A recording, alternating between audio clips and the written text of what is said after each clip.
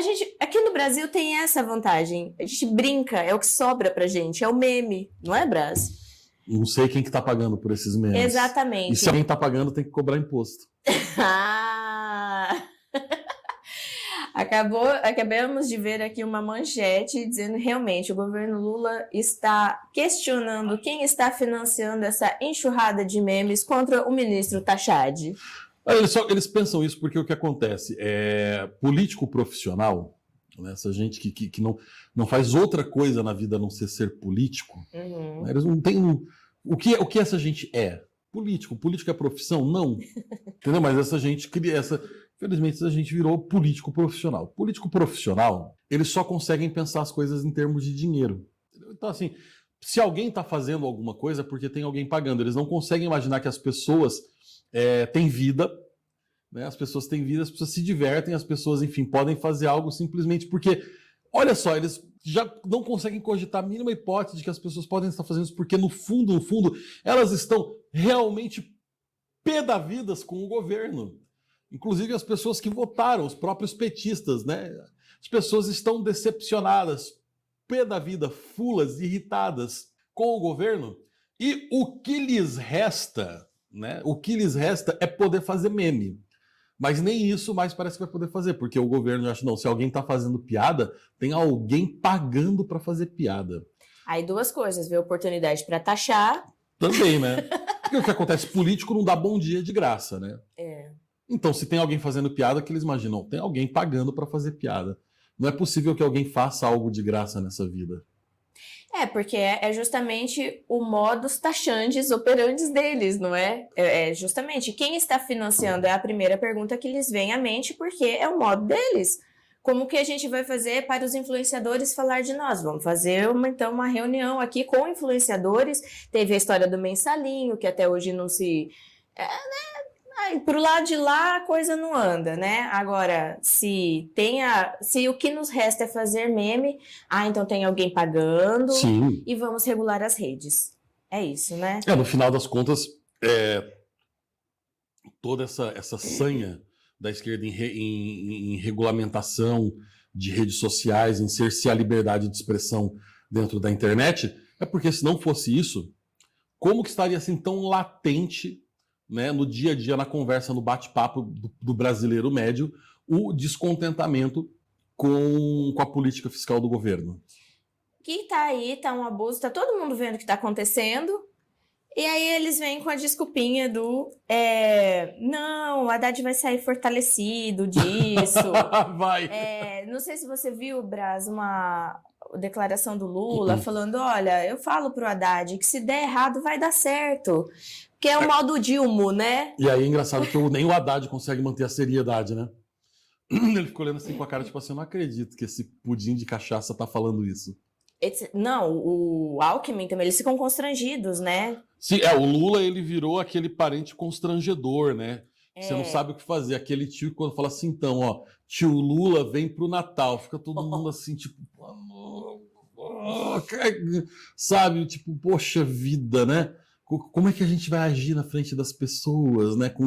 Então é isso, ele se tornou aquele sujeito constrangedor. Nem o PT, né, nem os seus comensais da morte ali o aturam mais. Exato. É um negócio vergonhoso, assim. O Lula enfim, é um político nitidamente decadente que se sustenta ainda, enfim, pelas entranhas, né, do poder, que se sustenta aí ainda por conta do establishment, porque ele ainda tem alguma utilidade para alguém.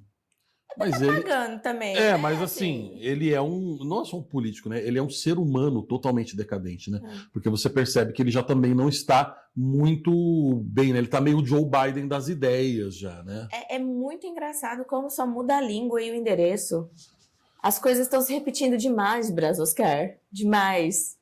O script já não está tão original assim, vejam só. Não, eu fico imaginando a dificuldade dos roteiristas de comédia tendo que concorrer com a realidade, né? Nossa. Porque essa situação do Biden ou do Lula, por exemplo, né, de presidentes que são assim constrangedores, perdão, que são constrangedores ao ponto de ser cômico, Isso era roteiro do Todo Mundo em Pânico 3, com Leslie Nielsen interpretando um presidente dos Estados Unidos totalmente senil e abobado das ideias, que só era possível, só era cabível dentro da ficção e num filme de comédia histriônica, de comédia pastelão, como era lá o Todo Mundo em Pânico, não é? O Scary Movies, né, o original. Poxa, então, assim, quer dizer, hoje, lembrança. algo que só era possível dentro de um roteiro de comédia pastelão é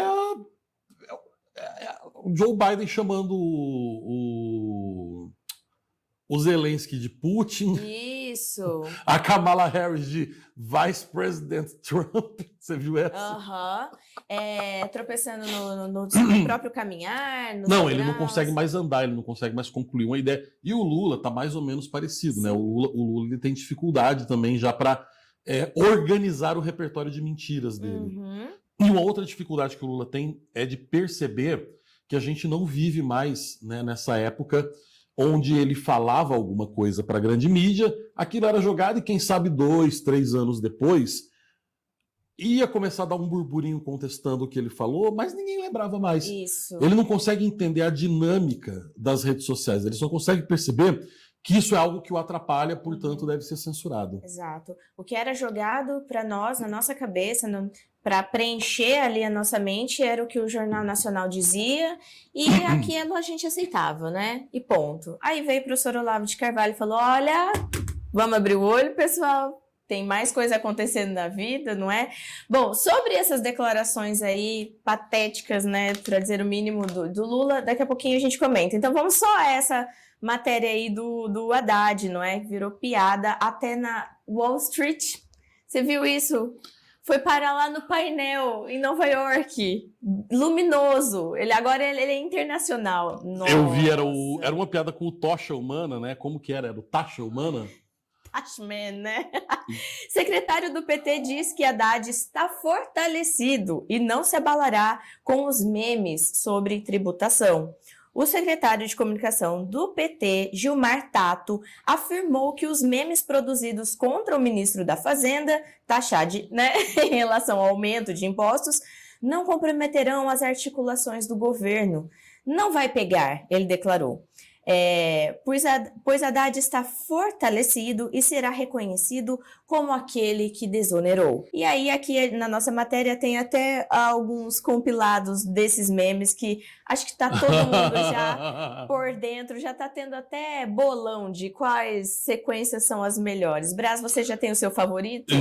Já tem o meu favorito, que é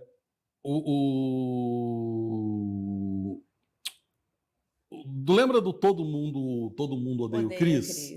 Então, aí tinha a Tasha, que era a namoradinha do Chris, né? Aí o meu favorito é que tá o Chris e a Tasha, aí fazem aquela montagem no IA e a Tasha fica com a cara do Haddad.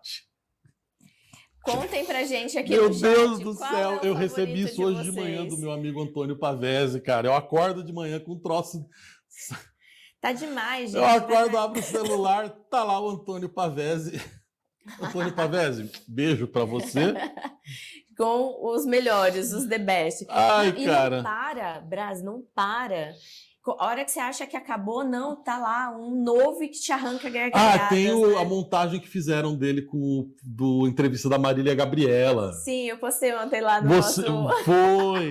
Putz, cara. É muito bom. Que é aquilo? Taxação dos Anéis, eu acho que é o favorito do novo jogador. Não, tá demais, não para. Tem o do Taxi Driver, também colocaram agora Taxi Driver, né? Ele a montagem da cara dele em cima da cara do De Niro. Muito bom. Ô, Braz, mas a despeito, então, dos memes, bom, eles estão aí para isso mesmo, não é? Sim. Comente. Olha, o que acontece? O que é um meme? É uma maneira rápida, certo, de você... apesar de hoje em dia o pessoal chama tudo de meme, né? Mas o Haddad ele tem uma importância muito grande.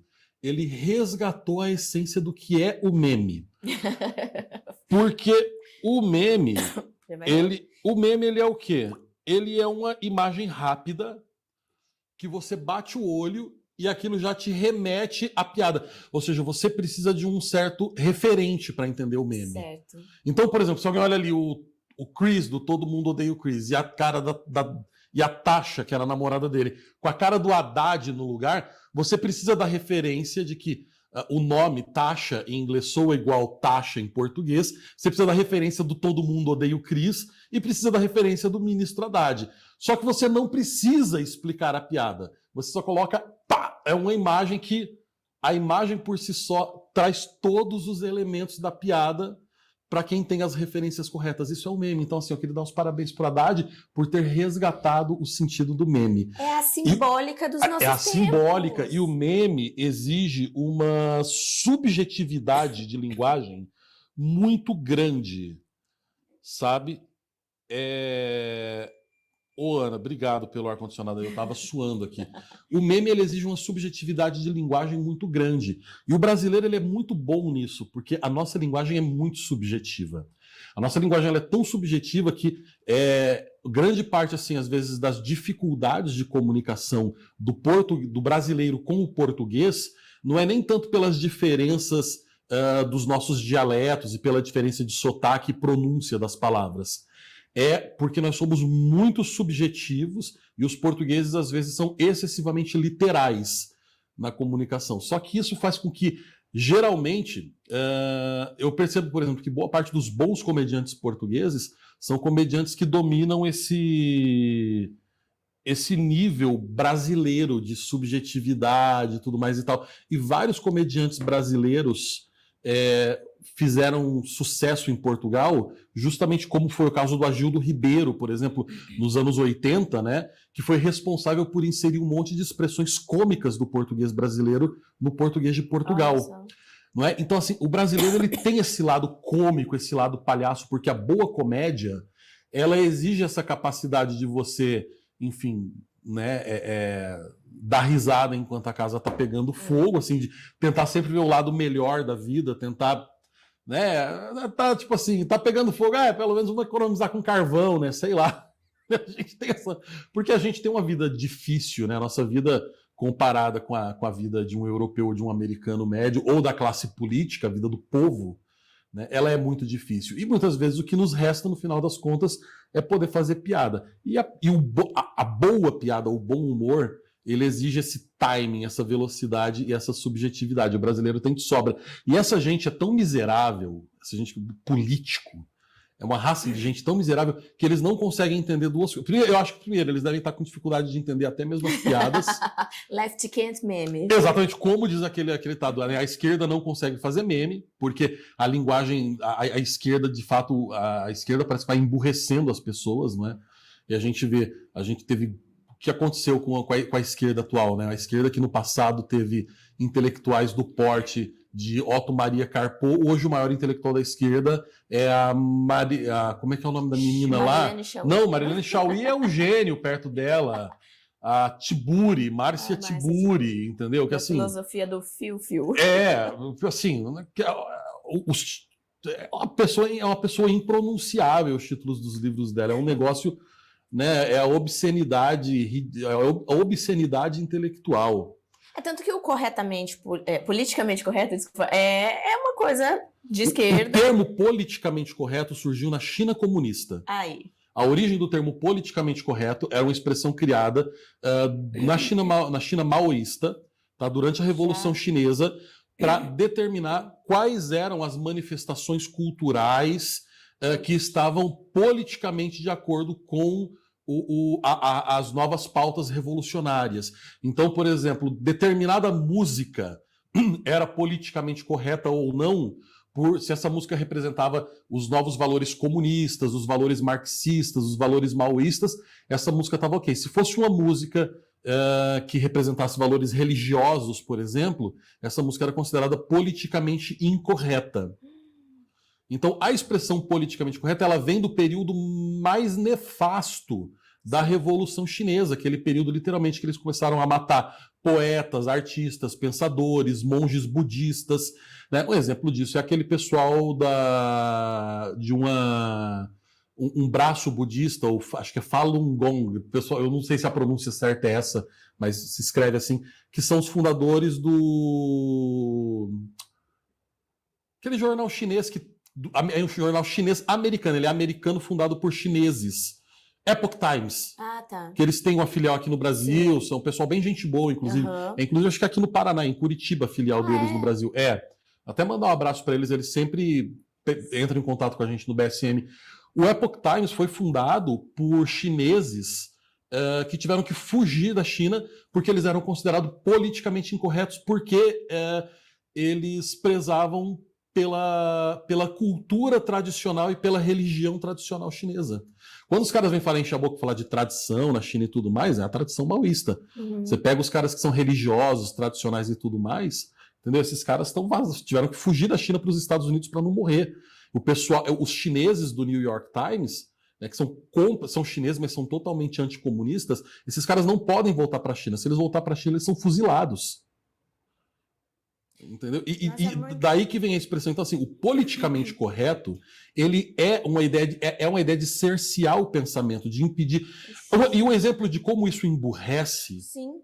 Inclusive como o humor depende de inteligência e como essa gente é burra e não consegue entender isso, faça a experiência de começar a entrar em Reels do Instagram, ou, enfim, desça até as profundezas da cracolândia da internet chamada TikTok, e procura dar uma olhada em páginas de humor chinês, em memes, em reels chineses mesmo. É a coisa mais sem graça do mundo. Assim, eles têm um humor óbvio, ridículo, previsível. O TikTok não é banido na China? Não, ele tem um algoritmo diferente lá. O TikTok é chinês. O TikTok, então, exatamente. Ele é chinês, ele existe lá, só que lá ele funciona com um algoritmo diferente. Tipo, lá não pode ter esse negócio de mulher pelada, dancinha mostrando a bunda.